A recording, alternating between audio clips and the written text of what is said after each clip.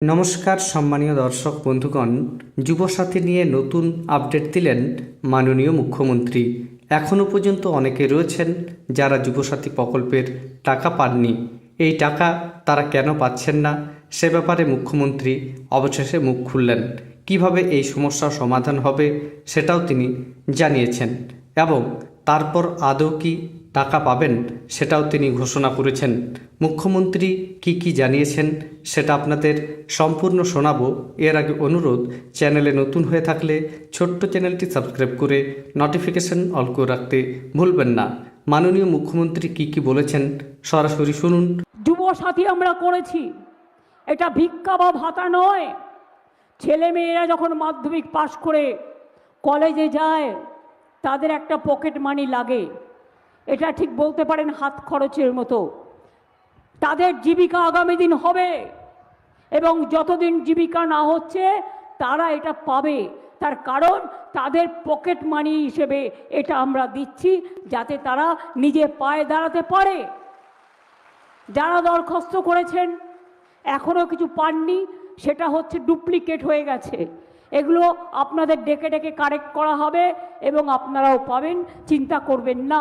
দর্শক বন্ধুগণ, তাহলে আপনারা শুনতে পেলেন যে মুখ্যমন্ত্রী জানালেন যুবসাথী প্রকল্পে ডুপ্লিকেট হয়েছে, তাই আপনারা টাকা পাচ্ছেন না।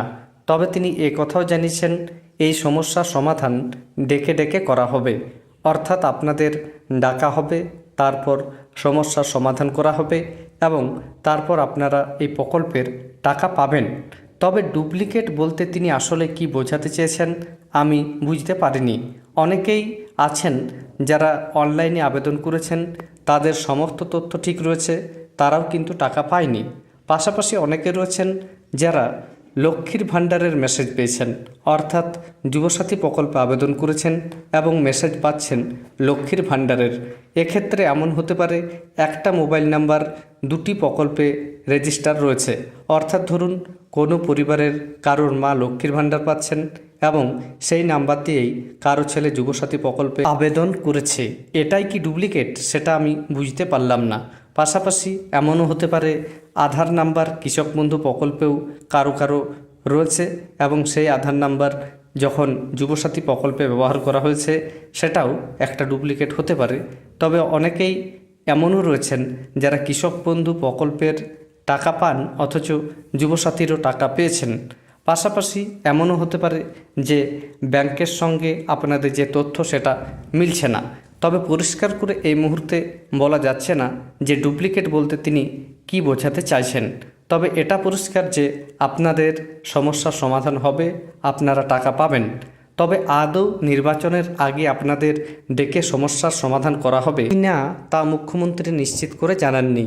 তাই যারা যুবসাথী প্রকল্পে এখনও টাকা পাননি তারা অবশ্যই নিজেদের ব্লকে গিয়ে একবার যোগাযোগ করে দেখতে পারেন। এছাড়া যদি এ ব্যাপারে আপডেট আসে আপনাদের সামনে তুলে ধরব। ধন্যবাদ।